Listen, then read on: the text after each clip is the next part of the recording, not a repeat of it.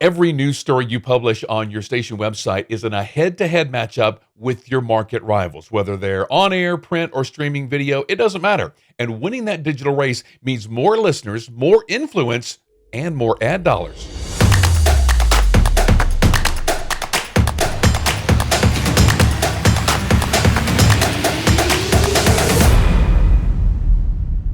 Hi, it's Jim, and welcome to Better Radio Websites, the podcast that wants to help you get more visitors and the most revenue from your radio station website. Thank you so much for tuning in this week, and imagine this. Last month, your station and a competing TV station and, let's say, the local newspaper all ran the same breaking news story. Let's say the Riverside warehouse, there was a fire there where a neighbor's dog alerted the residents in time, and they got out, and everybody was fine. None of you amplified this story on air. None of you blasted it out on social media. So it was only made online. Who wins online if someone searches for that information?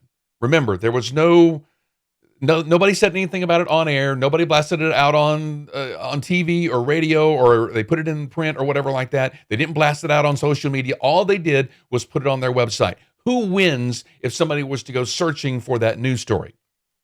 Well, hopefully you're guessing whoever does SEO better is going to win in that fight. And that's something that we call competitive SEO.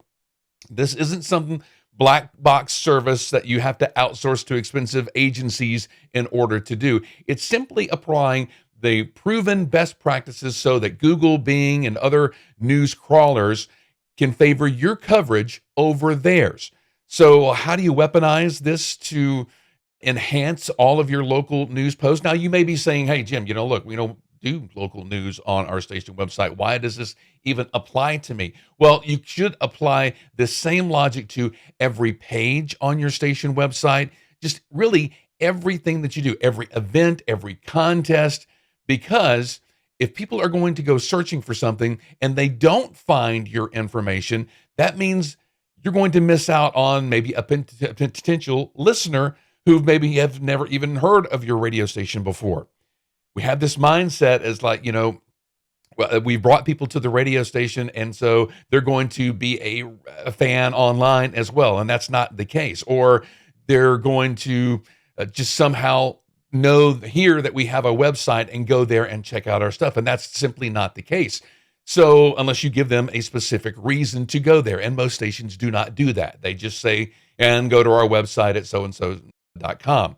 But what you want to do is to be found in different searches when people are not even searching for your radio station. Let's say that news story right there. If your station does news and somebody does a search for a news story that maybe appeared on your station website, you want to be found in those search results. And you're not unless you know how to do SEO and you're doing just the basic things in order to be found in those search results, because that could mean a new potential listener or a new potential fan of your website and your radio station just because they found you not even looking for you. All right. So let's get into ways that you can weaponize SEO to make the best out of everything that you post on your station website. Number one is to do smarter keyword and intent research for everything that you do.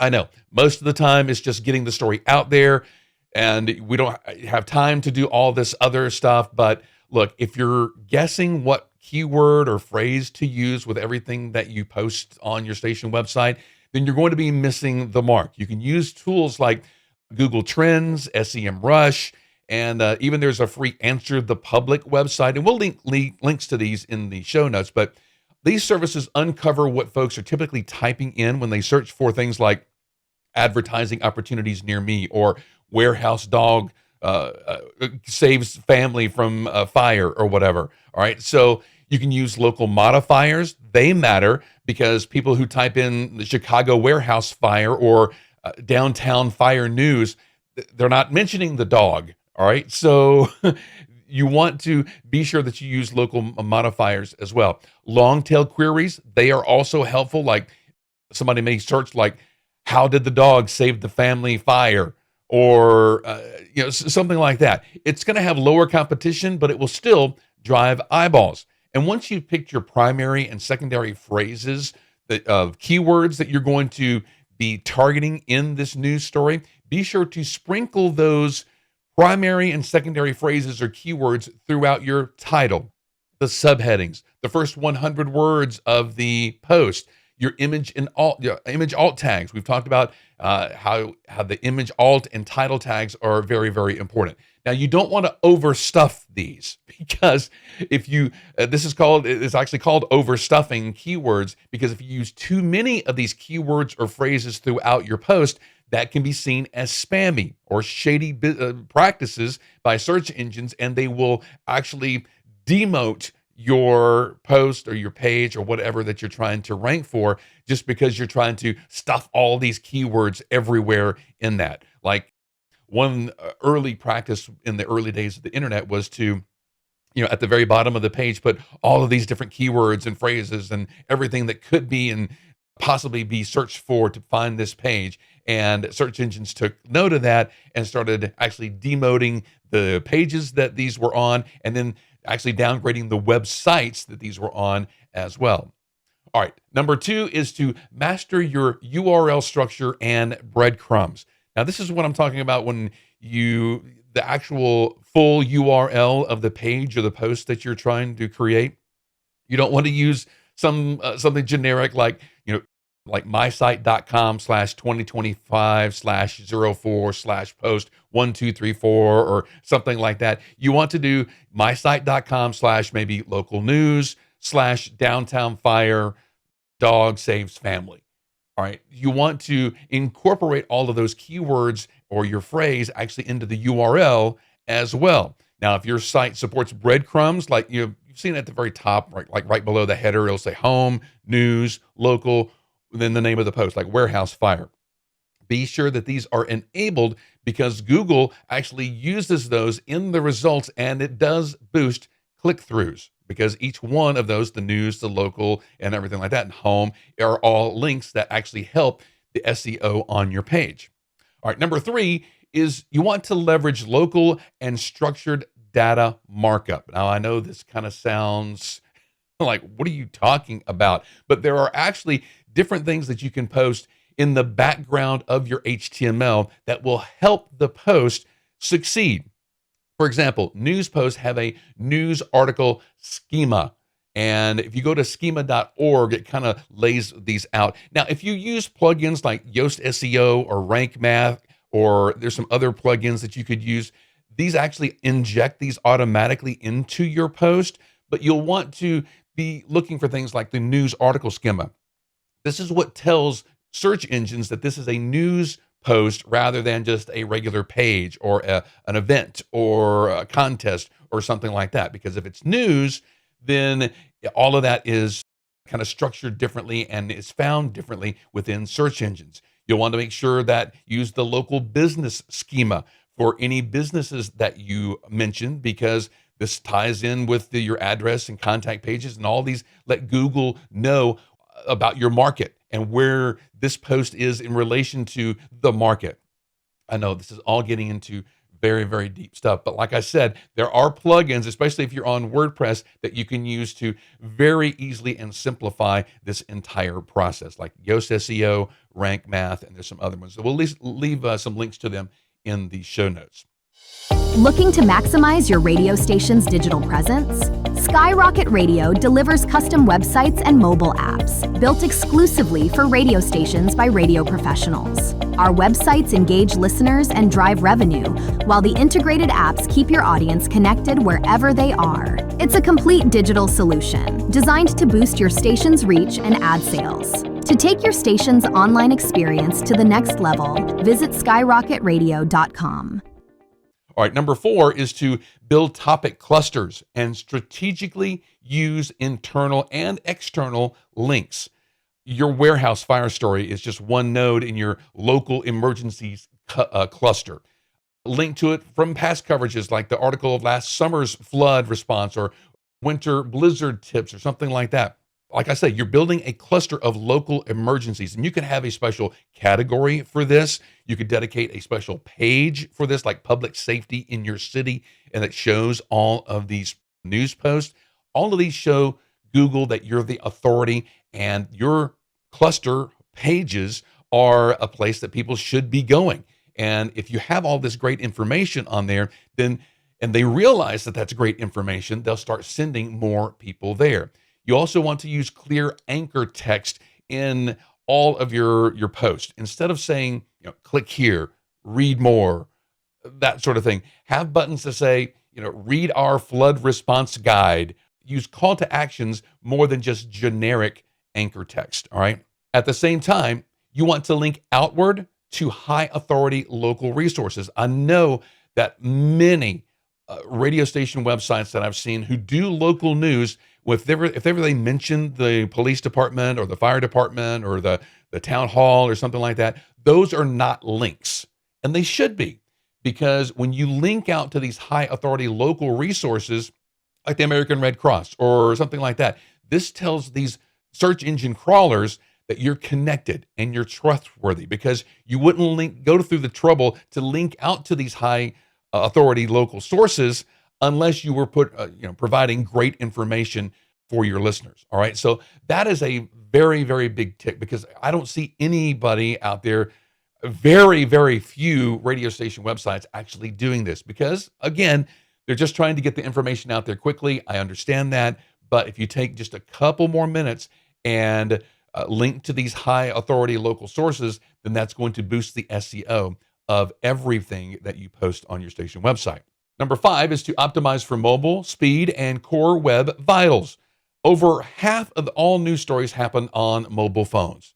So if your news story takes 3 seconds or more to load, or it shifts around as ads come into play and render, or worse, I've seen stations who will rotate banner ads of different sizes. So when you're sitting there and you're trying to read this block of text, every so often it'll go up and then it'll come back down, because way above there is an ad that it's rotating in and out that's a different size. And that is so hard to read.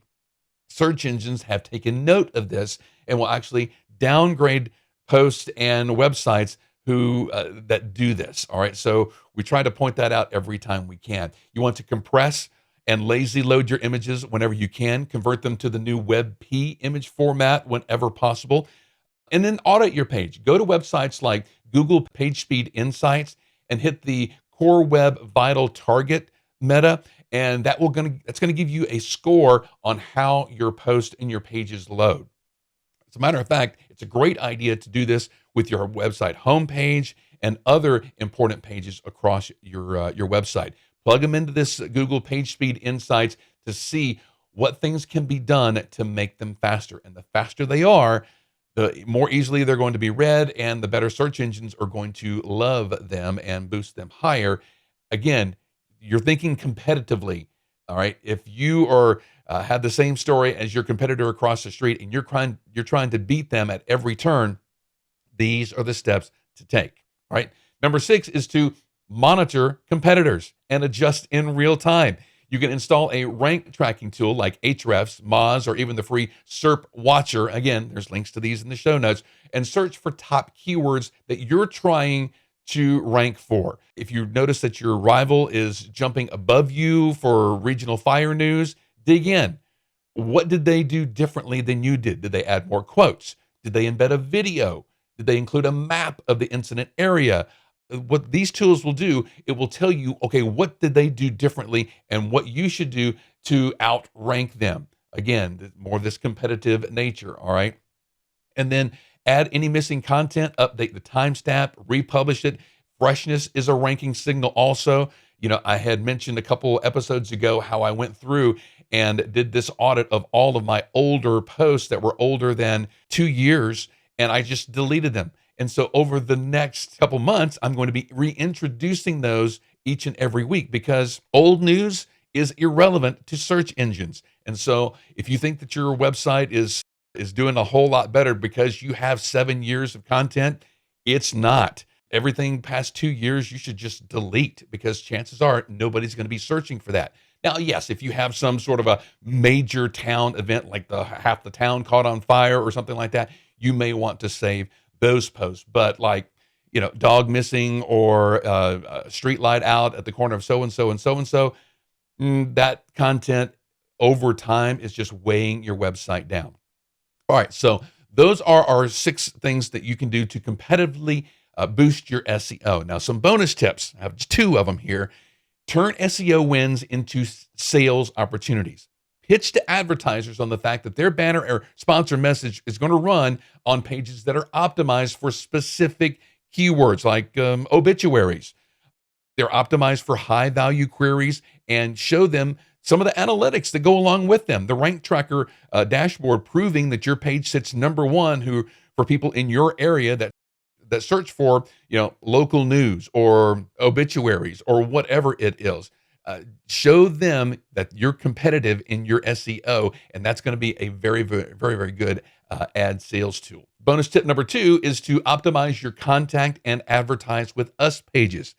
Treat those pages like prime SEO landing spots for potential advertisers. Use clear location-specific keywords. Think advertise with station in your city or best advertising on the radio in this market. Use it in your page title, your slug, your headings, your meta descriptions of all the images on the page. Add a brief description of your audience demographics, case studies, testimonials. Be sure to include that schema for local businesses and organizations if you are mentioning them in those case studies or testimonials.